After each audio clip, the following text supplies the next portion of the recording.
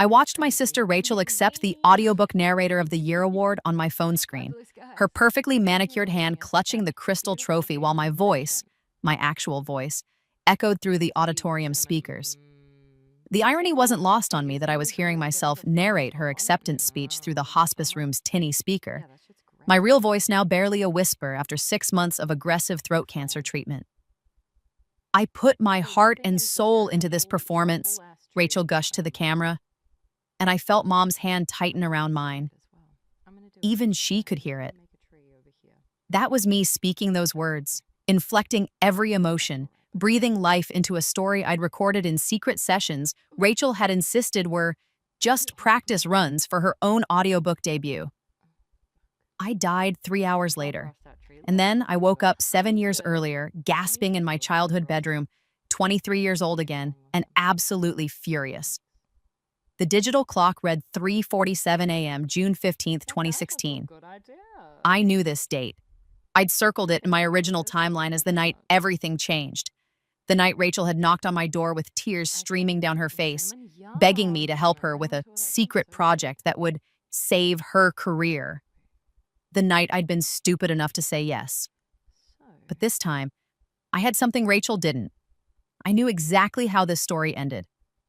I sat up slowly, my hand automatically going to my throat. The skin was smooth, healthy, cancer-free. I could breathe without pain. I could swallow without agony. Most importantly, I could speak without the raspy whisper that had defined my final months. "Testing," I said aloud, and nearly sobbed at the sound of my own clear, strong voice. My phone buzzed on the nightstand, right on schedule. Rachel's name lit up the screen with a text. "Are you awake? I really need to talk to you. It's an emergency. Can I come over?" In my first life, I'd responded immediately. I'd thrown on clothes and met her at the door within 10 minutes, ushering her into my home studio apartment with concern etched on my face. By dawn, I'd agreed to record 75 hours of narration for what she claimed was a friend's indie project that needed to be finished urgently. She'd paid me $2,000 cash, money I desperately needed at the time, and sworn me to secrecy because her friend was paranoid about intellectual property theft.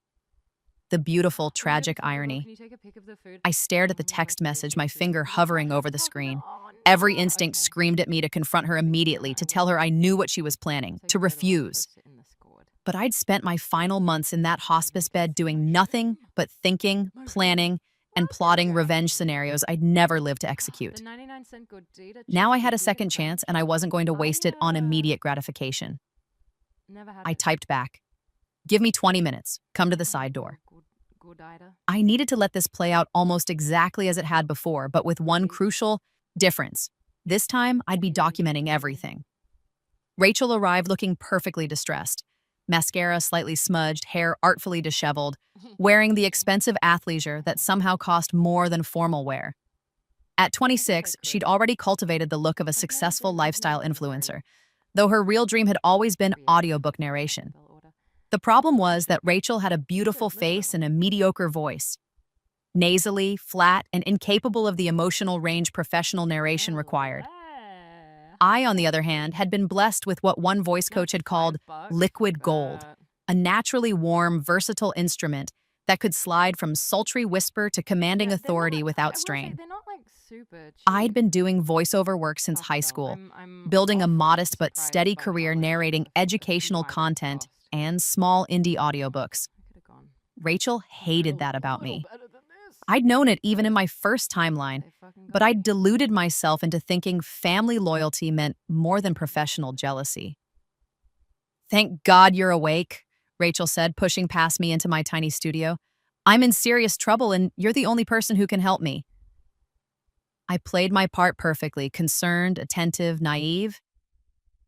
"What's wrong?" She launched into her rehearsed story. Her friend Melissa had landed a massive audiobook contract for a viral dark romance novel that was about to blow up. The original narrator had backed out last minute due to a family emergency. Melissa was desperate, facing penalty clauses and a tight deadline.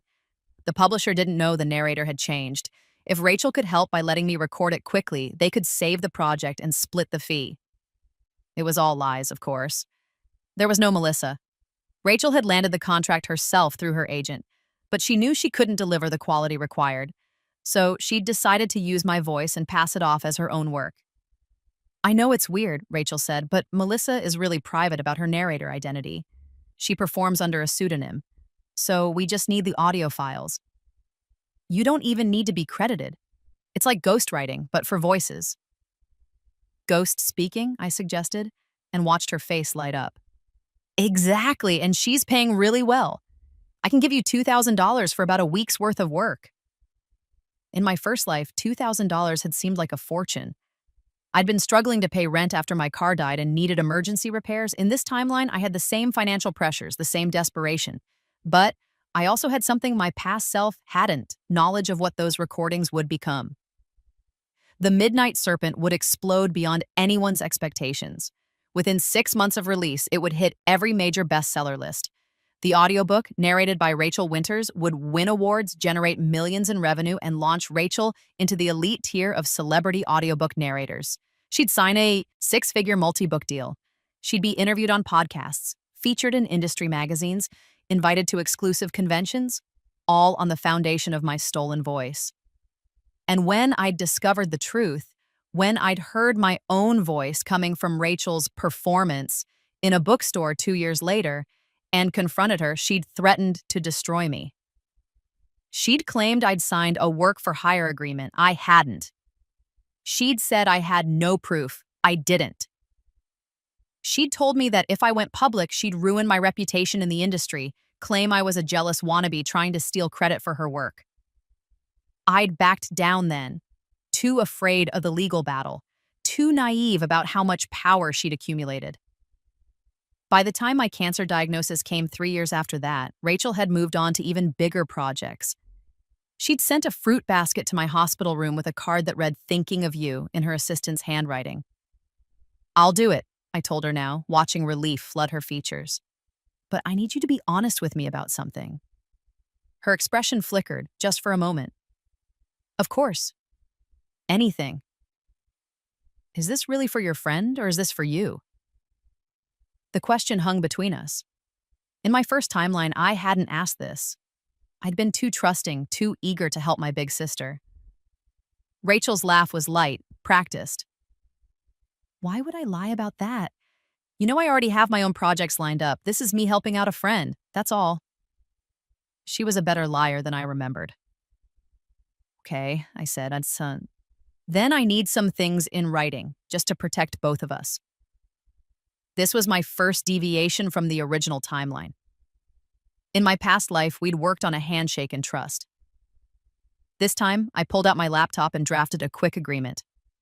"This just says that I'm recording narration for a book on behalf of your friend Melissa, that I retain rights to my voice recording, and that the $2,000 is payment for the recording session only, not a transfer of ownership or rights. Standard freelancer stuff." Rachel's eyes narrowed slightly as she read it over. I could see her calculating, wondering if this was a red flag, if she should back out. "Melissa will be fine with this," I pressed, "since she's the one hiring me through you?" "Of course," Rachel said smoothly. She signed it. "Melissa just needs the files, not the drama. This protects everyone." I made 2 copies, gave her one, and saved the other in my fireproof safe. Then I took a picture of her signature with my phone and backed it up to 3 different cloud services. "When do we start?" I asked. "Tonight," Rachel said, "when he does. We need to move fast."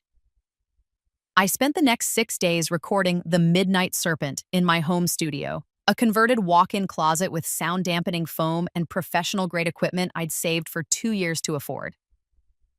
Rachel sat in my living room the entire time, ostensibly to direct me and make sure the pacing matched what Melissa wanted, but really to ensure I never saw the actual contract or publication details. But I already knew every detail.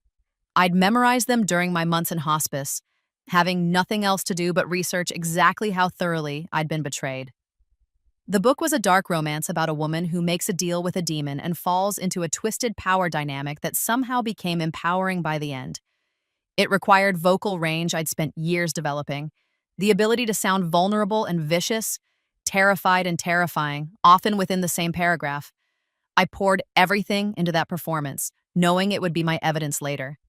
I also made sure to record every single session on a secondary device Rachel didn't know about. My phone sat innocuously on the desk, seemingly just playing music on low to help me focus. In reality, it was documenting everything: the timestamps, Rachel's directions, my performance, and occasionally Rachel's phone calls when she stepped into the hallway. "No, the narrator thing is handled," I heard her say during one call on day 4. "I've got someone doing it for cheap. The publisher will never know." "Yeah, my voice. Well, close enough that no one will notice." I smiled as my phone captured every word. On the final day, Rachel handed me the $2,000 in cash, gave me a tight hug, and made me promise once more to keep the project confidential. "Melissa is really paranoid," she emphasized. "She doesn't want anyone knowing about the narrator change. Industry politics, you know?" "Of course," I said. My lips are sealed. Rachel took all the raw audio files, and I watched her leave with a USB drive containing 75 hours of my work, my voice, my talent. Then I went back inside and spent 3 hours organizing my backup files, the signed agreement, the recorded conversations, and starting a detailed timeline document of everything I knew would happen next. I titled it Evidence, Voice Theft, Rachel Winters. The audiobook released 4 months later under Rachel's name. I'd spent those months preparing. I'd consulted with 3 different intellectual property lawyers using free initial consultation sessions, piecing together advice without revealing my full situation yet. I'd researched every case of voice acting theft, audiobook fraud, and work-for-hire disputes I could find.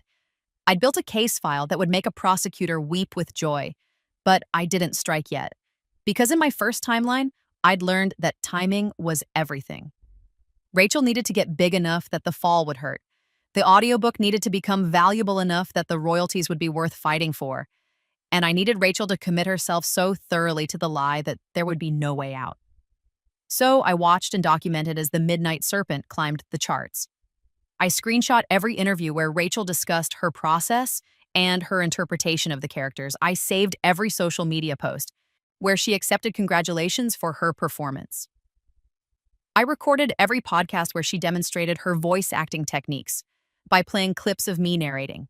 The most galling moment came 3 months after release when Rachel posted a video titled Behind the Scenes of My Award-Winning Narration. In it, she sat in a professional studio, not my closet, wearing expensive headphones, not my budget pair, and pretended to record scenes from the book. She played clips of my actual narration alongside shots of her mouthing the words, creating the illusion that she'd performed them. That video got 2 million views. Rachel's agent landed her a 6-book deal with a major publisher. The announcement came with a press release calling her the fresh voice of dark romance narration and praising her distinctive warmth and emotional depth. My warmth, my depth. I went to the bookstore where I'd discovered the truth in my first timeline, found the audiobook display, and stood there listening to my own voice promote my sister's career. An older woman beside me picked up the display copy. "This narrator is incredible," she said. "Rachel Winters. I'll listen to anything she narrates." "Thank you," I almost said, but caught myself. Instead, I smiled and replied, "You should check out the narrator's other work." "Does she have other books out?" "Not yet," I said, "but I'm sure she'll be very busy soon." The real turning point came 11 months after the release. The Midnight Serpent won the Audiobook Narrator of the Year award at the Voice Arts Awards ceremony in Los Angeles. Rachel walked the red carpet in a designer gown, gave interviews about her craft, and accepted the Crystal Trophy with a speech about persistence and believing in your dreams. I watched the live stream from my studio apartment, eating ramen and making notes. The award ceremony was my timeline's point of no return. In my first life, this was when I'd finally snapped and confronted Rachel, too angry to think strategically. She'd been at the height of her power, surrounded by industry professionals and legal protection. I'd been a nobody making wild accusations. This time, I waited 3 more weeks. I waited until the awards bump had translated into even more contracts, until Rachel had signed the deals that assumed she could deliver more audiobooks in her signature style, until she'd given enough interviews that the web was saturated with her claiming ownership of my work. Then I went to see Patricia Martinez, the intellectual property attorney I'd selected after months of research. She specialized in entertainment law and had a reputation for taking on cases other lawyers considered too complicated or too personal. "Tell me everything," Patricia said, leaning back in her leather chair. "And I mean everything. Don't leave out details because you think they make you look bad or naive. I need the full picture." I laid it out for her, the late-night request, the fake story about Melissa, the $2,000, the signed agreement stating I retained rights to my voice recordings, the proof that Rachel had published my work as her own, and the 11 months of evidence showing she'd built an entire career on stolen material. Then I played her side-by-side recordings, my original session recordings, time-stamped and backed up across multiple platforms, the released audiobook under Rachel's name. The match was undeniable. Same voice, same performance, same subtle breathing patterns and emotional inflections that made a narration unique. Patricia listened to 5 minutes of comparison before stopping me. "This is the most clear-cut case of voice acting theft I've seen in 20 years of practice," she said. "Your sister is monumentally stupid." "She thought I'd never find out," I said, "or that I'd be too afraid to do anything if I did." "Why did you wait almost a year?" "I wanted her to succeed," I said simply. "I wanted the audiobook to be worth something. I wanted her to build everything on a foundation of fraud so that when I pulled it out from under her, the whole thing would collapse." Patricia's smile was sharp. "You and I are going to get along very well." We filed the lawsuit on a Tuesday morning. The complaint was a masterpiece of legal writing, 73 pages detailing every instance of fraud, misappropriation, copyright infringement, violation of moral rights, and unjust enrichment. We named Rachel as the primary defendant, her agent as a secondary defendant for knowingly promoting fraudulent work, and the publisher as a third party for negligent verification of the narrator's identity. We included the signed agreement showing I retained rights to my voice, time-stamped recordings proving I'd created the narration audio analysis from a forensic expert confirming the audiobook was my voice, not Rachel's screenshots of every interview and social media post where Rachel claimed credit, financial records showing the massive profits generated by my work, testimony from my sound engineer confirming the recording location and dates.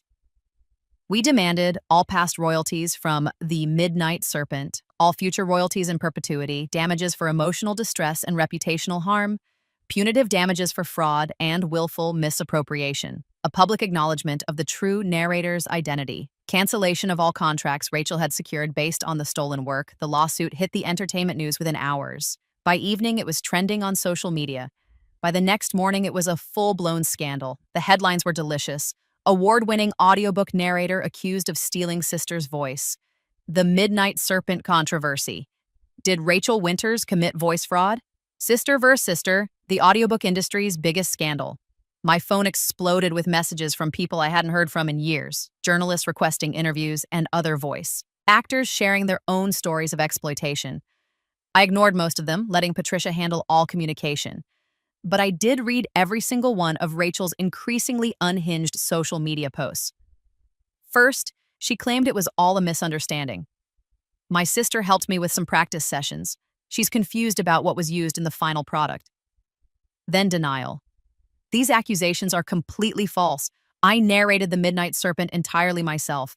I have studio time logs to prove it." Then anger. "I'm being attacked by a jealous family member who wants to steal credit for my hard work. This is character assassination." Then desperation. "Anyone who knows me knows I would never do something like this. Please, I'm begging people to stop believing these lies." Each post dug her deeper into the hole. Each claim of sole authorship was more evidence of fraud. Her agent dropped her after 48 hours. Her publisher suspended her contracts pending investigation. The Voice Arts Awards Committee announced they were conducting a review, and through it all, I stayed silent. Patricia had coached me well. Let the evidence speak. Let her panic and make mistakes. Let the internet do what the internet does best, investigate and amplify. Within a week, amateur audio analysts on TikTok and YouTube were posting side-by-side comparisons of my voice recordings, from my legitimate work that was publicly available, and the audiobook.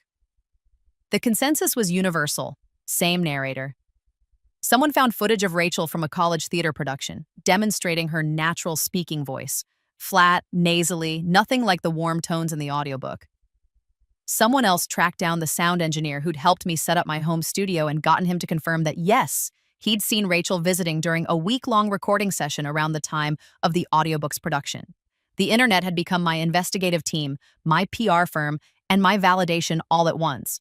Rachel's lawyer tried to fight back with a motion to dismiss, arguing that I'd waited too long to file the claim and that I'd entered into a work-for-hire agreement by accepting payment. Patricia demolished both arguments in her response brief. The statute of limitations begins when the plaintiff discovers the fraud, not when the fraud occurs. Ms. Winters worked extensively to hide her theft, including fabricating a story about a third party and restricting the plaintiff's access to publication information. The plaintiff discovered the fraud only upon the audiobook's release and needed time to gather sufficient evidence before filing. As for the work-for-hire argument, the defendant's own signed agreement explicitly states that the plaintiff retains rights to voice recordings and that payment was for recording session only, not a transfer of ownership or rights. The defendant cannot claim work-for-hire status while simultaneously possessing a document she signed, acknowledging the opposite.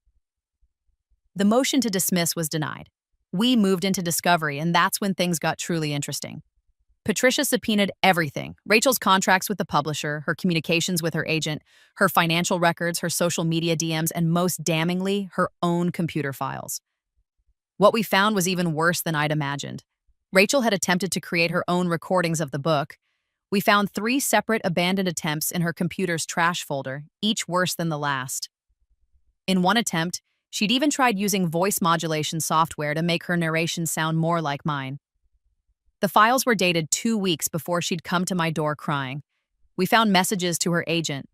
"Don't worry about the narrator quality. I have a solution. My sister does VO work, and she sounds close enough to me that no one will notice if I clean it up in post." We found her budget spreadsheet showing she'd allocated $2,000 for ghost narrator and pocketed the remaining $38,000 advance herself. We found her journal entries where she'd written things like, "Why does Emma get the good voice? It's not fair. I'm the one with the looks and the connections. I deserve this success more than she does." And most damaging of all, we found her search history from the week before she'd approached me. Can you use someone else's voice for audiobook? Is voice acting work for hire?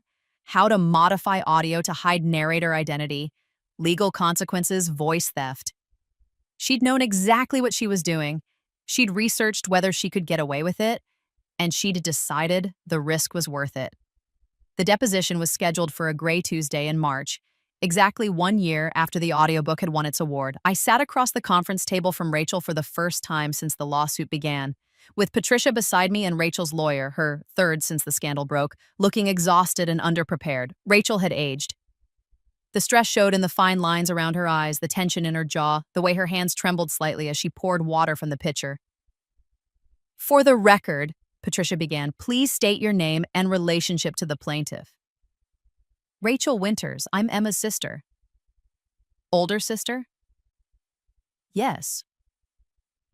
"And you hired Emma to record narration for an audiobook project in June of 2016, correct?" I asked her to help with some practice recordings." Patricia slid a document across the table. "This is the agreement you signed with Emma. Please read the first paragraph aloud." Rachel's lawyer started to object, but Rachel waved him off. She read in a monotone. "Rachel Winters agrees to hire Emma Winters to record audiobook narration for a work tentatively titled The Midnight Serpent. Emma Winters retains all rights to her voice recordings. Payment of $2,000 is for recording session only and does not constitute a transfer of ownership or rights." Does that sound like practice recordings to you, Ms. Winters? "I didn't write this. Emma insisted on putting this in writing." "But you signed it. You agreed to these terms." "I was trying to help my sister. She was broke and needed money. You didn't think she'd expect you to honor the contract you signed?" Rachel's jaw tightened. "I didn't think she'd try to claim credit for my work." "Your work?" Patricia's eyebrow arched.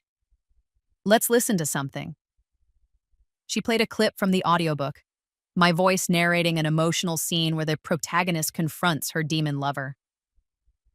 Then she played a recording I'd made last month, reading the same passage. The match was undeniable. Same resonance, same vocal placement, same subtle ways I shaped vowels and emphasized consonants. "That's you narrating in both clips, Ms. Emma Winters?"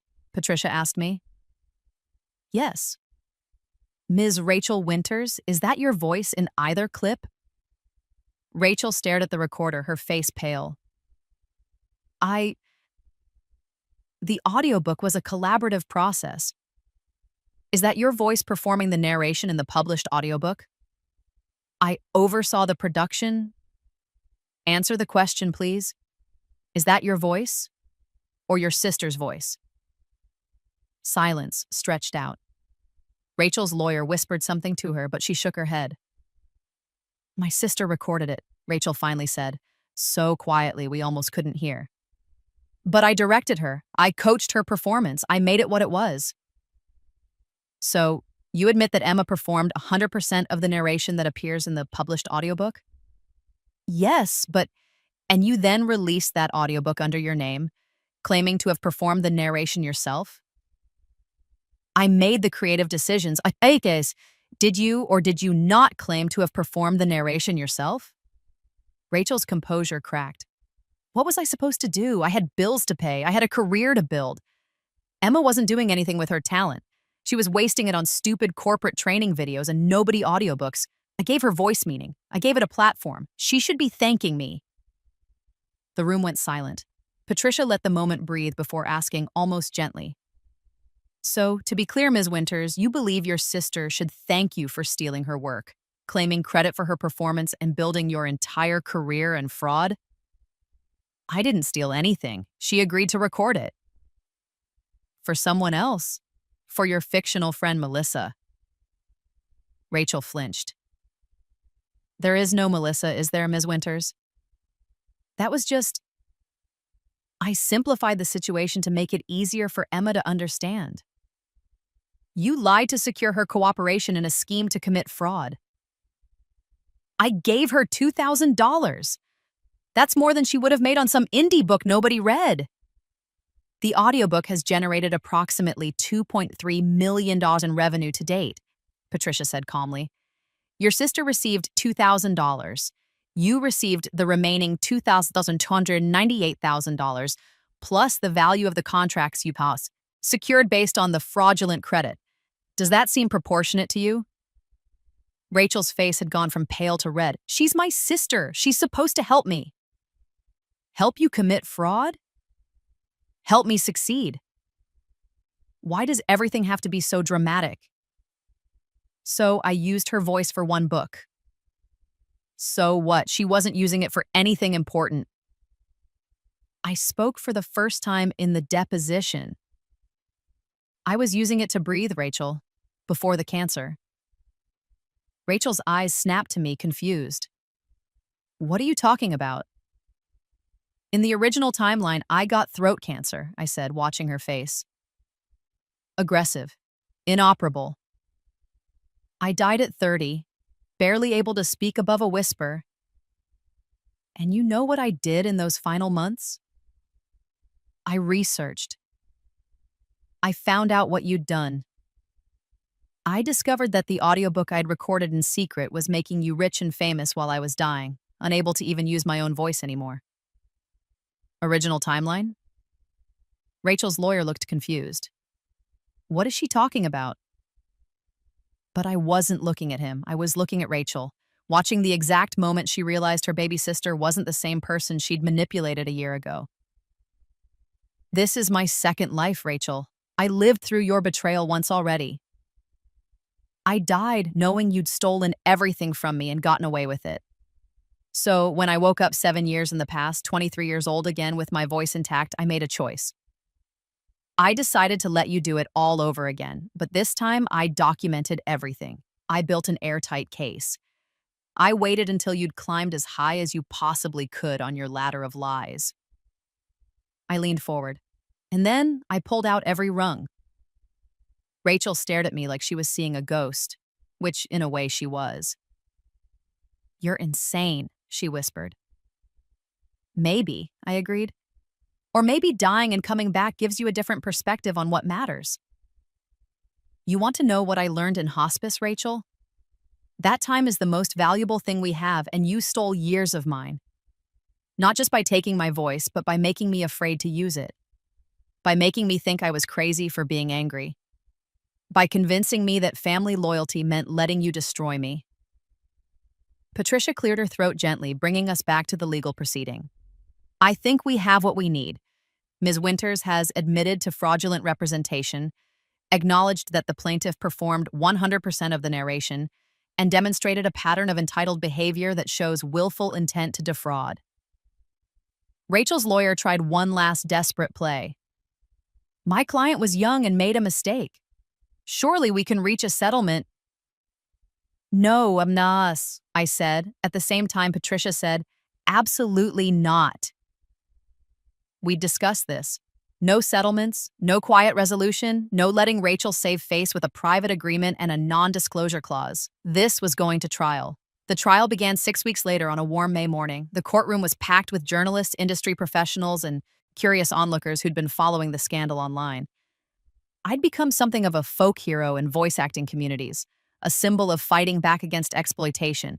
Patricia had put together a case so airtight it could survive space travel. Our expert witnesses included Dr. Sarah Chen, a forensic audio specialist who testified that voice patterns are as unique as fingerprints, and that the audiobook was definitively my voice, not Rachel's.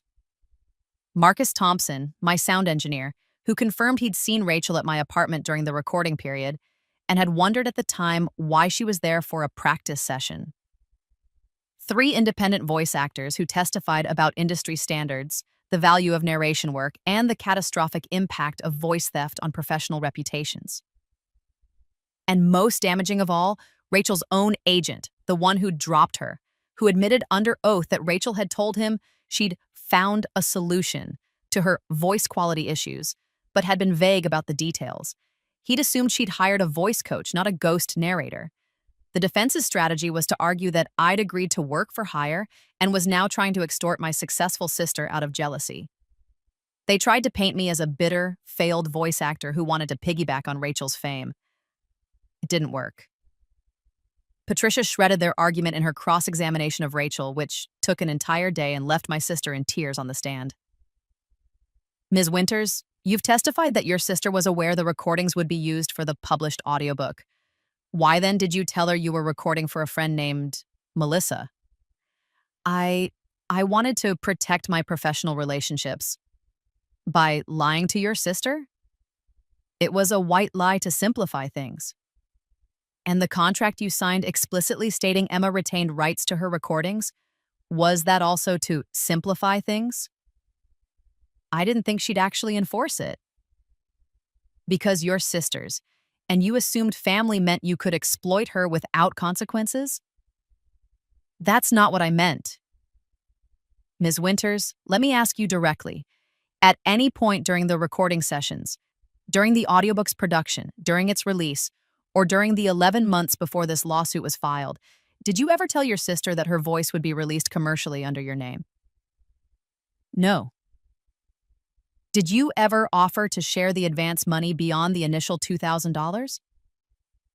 "No." "Did you ever credit her in the audiobook's liner notes, acknowledgments, or any public statement?"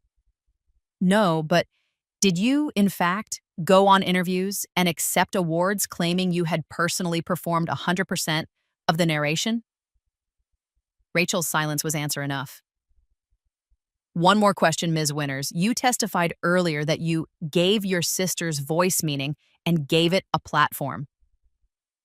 Would you say the same thing if your sister had been a writer and you'd published her novel under your name?" "That's different." "How?" "Writing is different from voice acting." Because Rachel struggled, realizing the trap. Because it just is. Or is it because you don't respect voice acting as a legitimate creative art form? Because you see your sister's work as interchangeable raw material you can use however you want? I respect voice acting. Then why did you steal 75 hours of it? Rachel had no answer. The jury deliberated for 4 hours. They found in my favor on every count: fraud, misappropriation, copyright infringement, violation of moral rights, and unjust enrichment. The damages were even better than I'd hoped.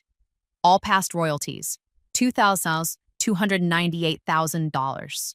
All future royalties, in perpetuity. Punitive damages, $3,000 to $1,000. Pain and suffering, $500,000. Legal fees, $150,000. Total, $5,948,000. But more than the money, the jury's verdict included specific findings of fact that would follow Rachel forever. The defendant knowingly and intentionally misrepresented her sister's work as her own, engaged in a calculated scheme of fraud, and showed no remorse for her actions. The defendant's behavior was not a misunderstanding or a mistake, but a willful choice to build her career on stolen labor. The courtroom erupted in applause, actually applause, which the judge quickly gavelled down. But the message was clear. I'd won not just legally, but morally. Rachel sat motionless at the defense table, staring at nothing. Outside the courthouse, I gave my first and only interview about the case. This was never just about the money, I told the cluster of reporters and cameras. This was about establishing that voice actors deserve the same protections and respect as any other creative professional. Your voice is your instrument, your signature, your identity. When someone steals it, they're stealing a part of your soul. "What's next for you?" someone called out. "I'm going to do what I should have been doing all along," I said. "I'm going to narrate audiobooks under my own name, build my own career, and make sure no one can ever take credit for my work again." "And your sister?"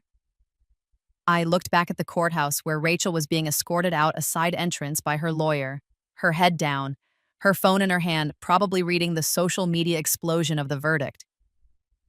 "My sister made her choices," I said.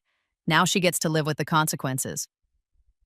The aftermath was everything I'd dreamed of during those morphine-hazy nights in hospice.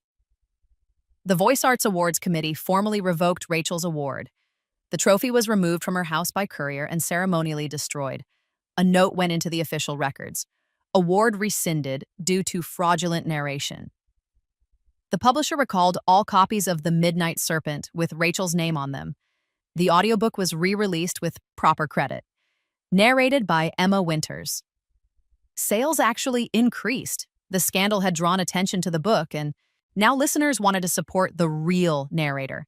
Every contract Rachel had signed based on her fraudulent credentials was voided.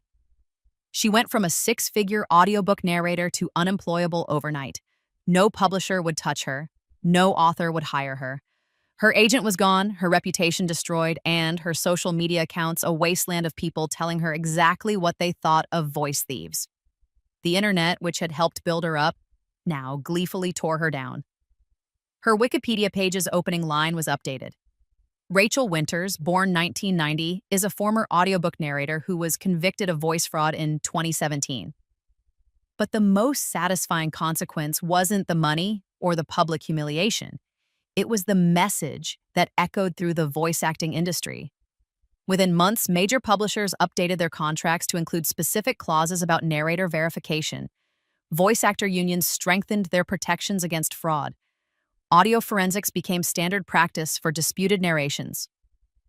My case became the textbook example taught in every entertainment law class and voice acting seminar. I'd changed the industry. My second chance at life had created a legacy that would protect countless other voice actors from the same exploitation. With the settlement money, I did what I'd always dreamed of in my first life, but never had the resources to achieve.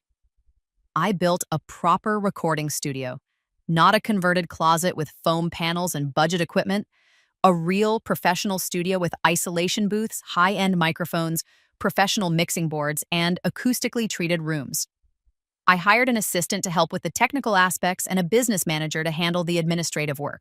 I named it Phoenix Voice Studios and launched with a simple mission statement: your voice, your credit, your career. The audiobook offers flooded in. Authors who'd followed the case wanted me to narrate their work. Publishers who'd seen the quality of my stolen narration wanted to work with me directly.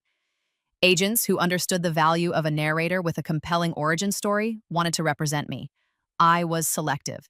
I chose projects I cared about, stories that resonated with me, and authors who respected the collaboration between writer and narrator. I negotiated fair contracts that protected my work. I built relationships based on mutual respect rather than exploitation. Within a year, I'd narrated 15 audiobooks under my own name. Within 2 years, I'd won my first legitimate award, the same Voice Arts Award Rachel had stolen from me but earned through my own credited work. Within 3 years, I had my own 6-book contract, my own profile in industry magazines, and my own interviews on podcasts where I talked honestly about voice theft, family betrayal, and the importance of protecting creative work. I'd become everything Rachel had tried to be, but I'd done it the right way. I saw Rachel one more time, 3 years after the trial. I was at a coffee shop near my studio reviewing a manuscript before recording when someone sat down across from me. I looked up to find my sister, older and harder, and somehow smaller than I remembered. "I know I'm probably the last person you want to see," Rachel said quietly. "You're right about that. I needed to tell you something. I need to say it out loud to you, not just to a therapist or a lawyer." I closed my laptop. "Go ahead." "I was jealous of you," Rachel said, the words tumbling out like she'd been holding them in for years. "Since we were kids, I was jealous. You got the voice, the talent, the thing that made you special, and I got what? I was pretty, I was social, but I didn't have anything that was mine. And I hated you for it." "So you stole it." "So I stole it," she agreed. "I told myself it wasn't really stealing because we're family, because you weren't using it for anything important. Because I deserved a break after working so hard to get into the industry. I told myself so many lies that I started believing them." "Why are you telling me this now?" "Because I spent 3 years in therapy trying to figure out how I became the kind of person who would do that to her own sister," Rachel said. "And I finally understand. I was so focused on what I didn't have that I couldn't see what I was destroying. I didn't just steal your voice, Emma. I tried to erase you. I tried to make it so that your talent, your work, your identity didn't matter. Because if you didn't matter, then maybe I could matter more." She looked down at her hands. "The irony is that I had other talents. I was good at connecting with people, at understanding marketing, at building platforms. I could have been a great audiobook producer, or an agent, or a publicist. But I was so obsessed with being the narrator, with being you, that I destroyed the person I actually was." "Is this an apology?" I asked. "No," Rachel said. An apology would assume I could make this right, and I can't. What I did to you was unforgivable. I'm not asking for forgiveness. I'm just telling you that I finally understand what I took from you, and I'm sorry I was too selfish and stupid to see it before." I studied her face, looking for manipulation, for the angle, for the trap. But all I saw was exhaustion and genuine remorse. "What are you doing now?" I asked. "I work in retail," Rachel said, "selling luxury handbags at a boutique downtown. It's humbling, but it's honest work. And I'm good at it. I help people find what actually suits them instead of pushing them toward what I think they should want." That's oddly poetic. I guess I finally learned something. She stood up. "I won't bother you again. I just needed you to know that you were right about all of it. And I'm sorry." She walked away before I could respond, leaving me alone with my coffee and my thoughts. I didn't forgive her. I'm not sure I ever will. Forgiveness isn't something you can force, and some betrayals cut too deep to heal completely. But I did feel something shift inside me, a release of the anger I'd been carrying since my first death. Rachel had given me something I didn't know I needed: acknowledgement. Not an excuse, not a justification, but a simple recognition that what she'd done was wrong and that I had every right to be angry about it. It didn't change the past. It didn't erase the trauma or the years of exploitation. But it did let me finally, fully move forward. 5 years after my rebirth, I was exactly where I dreamed of being in my first life but never thought possible. Phoenix Voice Studios had expanded to include 3 recording booths and a team of 5 narrators working under fair contracts with full credit for their work. I'd narrated 43 audiobooks under my own name, won 3 industry awards, and been invited to speak at the Voice Arts Awards ceremony, the same ceremony where I'd once watched Rachel accept my stolen trophy. This time, I was the one on stage. Voice theft is more common than people realize, I told the audience of voice actors, publishers, and industry professionals. It happens when actors aren't credited for their work. It happens when ADR performers are replaced without compensation. It happens when narrators are pressured to accept unfair contracts. It happens when the industry treats voices as interchangeable commodities instead of unique creative contributions. My case was extreme, but the underlying problem is systemic. We need to value voice work the way we value writing, directing, and performing in other mediums. We need to protect narrators the same way we protect authors. We need to recognize that when you hire a voice actor, you're not just renting their vocal cords, you're collaborating with an artist who brings interpretation, emotion, and life to words on a page. The standing ovation lasted 3 minutes. Afterward, a young woman approached me nervously. Miss Winters? I just wanted to thank you. I'm a new voice actor, and your case taught me to always get everything in writing, to never work without a contract, and to never let anyone make me feel like my work isn't valuable. That's exactly right, I said. Your voice is your power. Don't ever let anyone take it from you. She smiled and walked away, and I felt a deep sense of satisfaction. This was what I'd fought for. Not just personal revenge, but systemic change that would protect the next generation of voice actors from what I'd experienced.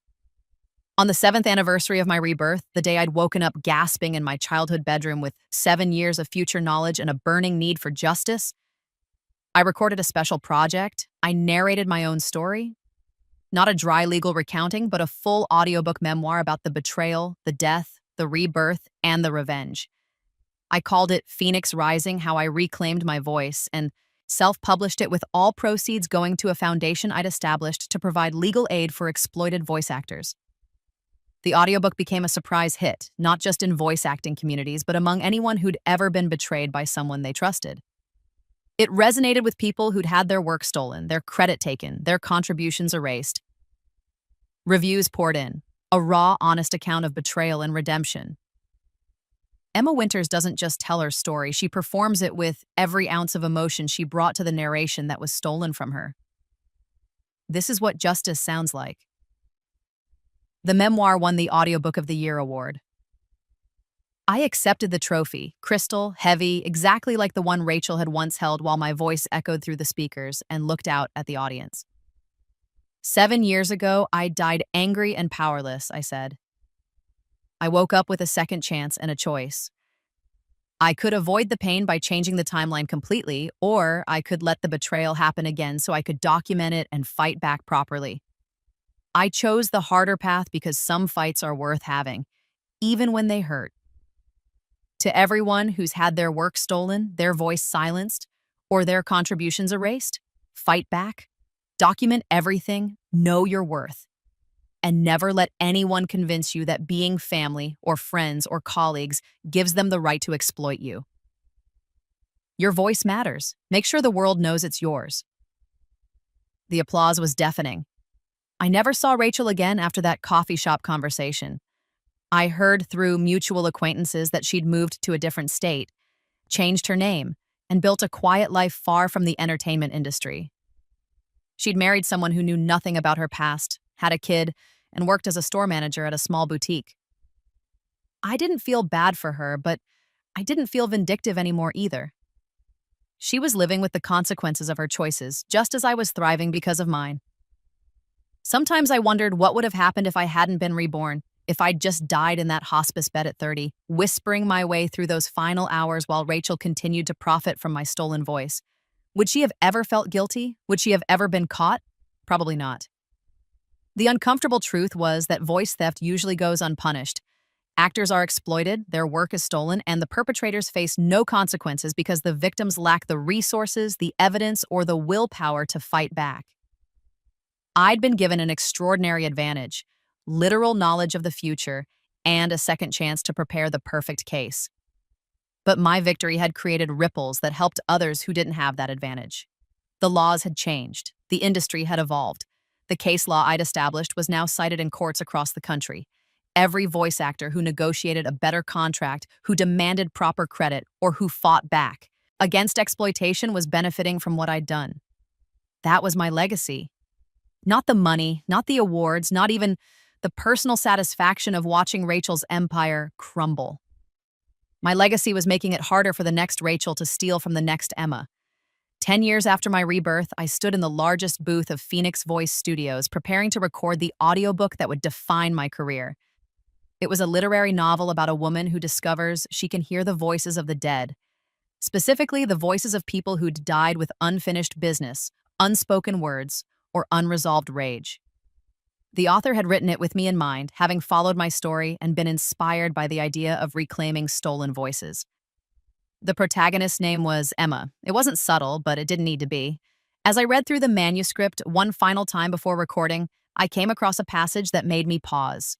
The dead speak through us, whether we acknowledge them or not. Every grudge we carry, every injustice we swallow, every time we silence ourselves to keep the peace, those are the voices of our own ghosts, the versions of ourselves we killed to survive. And sometimes, if we're very lucky, we get a chance to bring them back to life. I thought about the Emma who'd died at 30, voiceless and furious. The Emma who'd wasted her final months researching a betrayal she'd never be able to fight. The Emma who'd closed her eyes in that hospice bed and accepted that some injustices would never be corrected. She was my ghost, the version of myself I'd killed by being reborn. But in a way, this whole journey had been about bringing her back to life. Every word I spoke in that courtroom, every audiobook I narrated under my own name, every voice actor I helped protect. That was her voice, finally being heard. I put on my headphones, adjusted the microphone, and pressed record. Chapter 1, I began, my voice strong and clear and undeniably mine. The first voice I heard after dying was my own. The audiobook of The Voice of the Dead became the best-selling literary fiction audiobook of the year. It was nominated for every major award and won most of them. Critics praised my haunting, deeply personal performance and my ability to embody the rage and rebirth of a woman reclaiming her power. What they didn't know was that I wasn't just performing a character. I was channeling my own experience, the death, the rebirth, the meticulous planning, and the savage satisfaction of watching my betrayer fall. Every word was true, even when it was fiction. On the night of the award ceremony, I wore a red dress, the color of phoenixes, of rebirth, of blood. I'd invited Mom as my guest, and she sat in the audience crying proud tears as I accepted yet another trophy. This award belongs to everyone who's ever had to fight to be heard, I said into the microphone. To everyone who's been stolen from, silenced, or erased. To everyone who died, once and chose to rise again, fiercer and stronger than before. I used to think my sister stole my voice, but she didn't. She stole my credit, my work, my recognition. But my voice was always mine. It was here in my throat, in my breath, in every word I spoke. She could claim it, but she could never own it. And when I got my second chance, I used that voice to tell the truth. I used it to fight back. I used it to build something better than what was taken from me. I held up the trophy. This isn't just mine. This belongs to every voice actor who's been exploited and fought back. This belongs to every artist who's had their work stolen and refused to stay silent. This belongs to every person who's ever had to rise from the ashes of betrayal and burn twice as bright. The standing ovation lasted 5 full minutes. That night after the ceremony, I stood alone on the balcony of my hotel room, looking out over the city lights. The crystal trophy sat on the table behind me, catching the lamplight and throwing rainbow fragments across the walls. I pulled out my phone and opened a voice memo app, the same app I'd used 7 years ago to secretly record Rachel's phone conversations during those 6 days of recording sessions. I pressed record. This is Emma Winters, 10 years after rebirth. I'm 33 years old. I'm healthy, I'm successful, I'm happy. My voice is mine, my work is credited, and my sister's betrayal became the foundation of a career and a legacy I'm proud of. If I die tomorrow, if this is all the time I get in the second life, I'll die satisfied. I took the worst thing that ever happened to me and transformed it into something meaningful. I protected other people from the same fate. I changed the industry.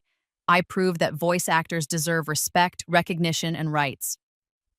But more than that, I learned something important. Revenge isn't just about making the person who hurt you suffer. Real revenge is becoming so successful, so undeniably talented, so impossible to ignore that their betrayal becomes a footnote in your success story. Rachel Winters stole my voice recording for her audiobook. And because she did, I became the most famous, most awarded, most respected voice actor of my generation. She tried to erase me. Instead, she made me immortal. I paused, then added one final line. Thank you, Rachel, for the betrayal, for the theft, and for giving me a reason to rise. I pressed stop and saved the file with the date. 10 years, exact. Then I went back inside, poured myself a glass of champagne, and toasted the woman I'd been in my first life. The one who'd died angry and powerless, but whose rage had fueled everything I'd become. This one's for you, I whispered to the ghost of my former self, and in the reflection of the window, I could have sworn I saw her smile back. Epilogue. 20 years after my rebirth, The Midnight Serpent was adapted into a premium television series, SI. The producers wanted to use the original audiobook narration for certain voiceover sequences, the protagonist's internal monologue, flashback scenes, dream sequences. They contacted me through my agent. The offer was substantial, $500,000 for the rights to use portions of my original recording in the TV adaptation, plus residuals for every episode aired and every streaming view. I sat in my office at Phoenix Voice Studios, which had now expanded into a full production company with 20 narrators, 3 producers, and a legal team specializing in voice actor rights, and read through the contract. Everything was proper. Full credit as narrator, my name in the opening credits, approval rights over how my recordings would be used, profit participation. It was everything a voice actor could ask for, but there was one interesting clause buried in page 17. The producers acknowledged that the original audiobook was performed by Emma Winters and that Rachel Winters, formerly credited as narrator, has no ownership, rights, or claim to the recordings. The producers have obtained a signed release from Rachel Winters acknowledging this fact and relinquishing any claim to participations in this adaptation. They'd made Rachel sign a document admitting once again that she'd stolen my work. 20 years later, she was still signing papers that confirmed her fraud. I signed the contract and sent it back with a note. Please send a copy of Rachel's release form to my office, for the files. When it arrived, I framed it next to my first Voice Arts Award and hung it on the wall. Some victories deserve to be savored forever. The TV adaptation was a massive success. My voice opened every episode, narrating the protagonist's darkest thoughts and most intimate fears. The producers used my recordings with respect, weaving them seamlessly into the show's soundscape. Critics mentioned the haunting, intimate narration by Emma Winters in nearly every review. My name trended on social media. New listeners discovered the original audiobook and were surprised to learn about the scandal that had surrounded its release 2 decades earlier. A new generation discovered my story, not as a cautionary tale of betrayal, but as an example of how to fight back and win. Podcasts did deep dives into the case. True crime shows covered it as a fraud investigation. Film schools taught it as an example of intellectual property theft. And voice acting programs made it required reading for every student. The Winters case, protecting your voice in the digital age. I'd become a verb. When voice actors talked about protecting their work, they'd say, make sure you Winters it, meaning document everything, get proper contracts, and never trust family to not exploit you. Rachel's name appeared in those discussions too, but only as a warning. Don't be a Rachel Winters. Don't steal. Don't lie. Don't assume you can get away with fraud because you're family. Our us. Names were permanently linked in voice acting history. Mine as the victim who fought back and changed the industry, hers as the cautionary tale of hubris and theft. I'd turned our shared DNA into a legacy that would outlive us both. On my 50th birthday, which would have been 17 years past my death date in the original timeline, I recorded one final voice memo. This is Emma Winters, 50 years old, 40 years into a career that almost never happened. 27 years after being reborn with knowledge of my own death and my sister's betrayal. People sometimes ask me if I regret how I handled things. If I wish I'd confronted Rachel earlier or forgiven her sooner or taken a different path, the answer is no, not even a little. What Rachel did to me was wrong, and she deserved everything that happened to her. But more than that, she gave me something precious. Clarity. I know exactly what I'm capable of. I know I can survive both the betrayal, death, and rebirth. I know I can build something meaningful from nothing. I know my voice, literal and metaphorical, has power. I spent my first life dying slowly, powerless and voiceless. I've spent my second life fully alive, using my voice to build a legacy that protects others. If I had to choose between a life where Rachel never betrayed me and a life where I got to become this version of myself, stronger, wiser, unbreakable, I'd choose this one. Every single time. My sister stole my voice recording for her audiobook. After Rebirth, I sued and got all her royalties. And then I used that money to build an empire that ensured no one could ever steal from voice actors again. That's not just revenge. That's transformation. You're a photo That's a tube. life well lived. I pressed stop and saved the Tubes. file Yeah, with a yeah. title. Yeah, go on, say Final it. thoughts, Emma Couple Winters, more, voice come of a generation. on. Matu, Then I of course, deleted it. Always. You're all right. Some by me. things don't need to be preserved. There's Some so much victories sugar. I don't need to be know. documented. Cereal is really, really It's full of enough to sugar. know that I won. That's why I can't really Not eat just it for once in a breakfast. It's courtroom, like but a every treat single day sometimes. since, every time I What's speak and the Fur world Tubes, precious? listens. My voice was stolen once. It will never be It's stolen again. manipulated. Whoa. It's the default. Ah. Sugar is not my concern.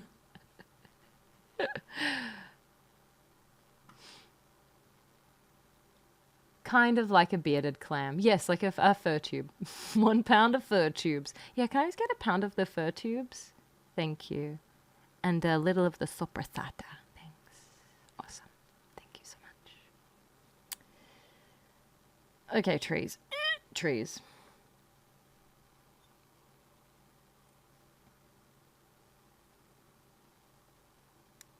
I'm going to do like the tiniest dot of white. Hey, Marcus, lay off. Oh, that's wrong. I shouldn't have done that. I shouldn't have done that. I've made a mistake, my friends. Oh my god, I'm making it worse. Out of net. Thanks. Can I get a photo tube?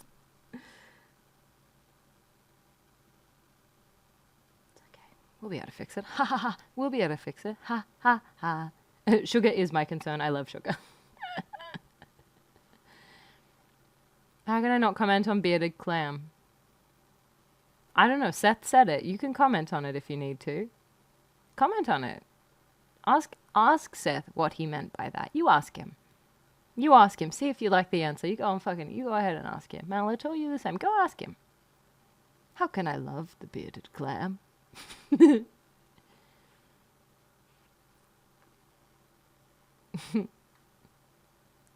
I love coffee, I do. 13 cinnamon sticks all in one go, by golly. Ground up, cinnamon challenge. Fuck. Hi, cinnamon sticks, welcome in. Are you 13 cinnamon sticks in a trench coat legally? You have to tell me. It's still only one movie ticket, but you have to tell me. Polar bear at the zoo started to randomly leak soy. Ooh, what? That's horrible. Me.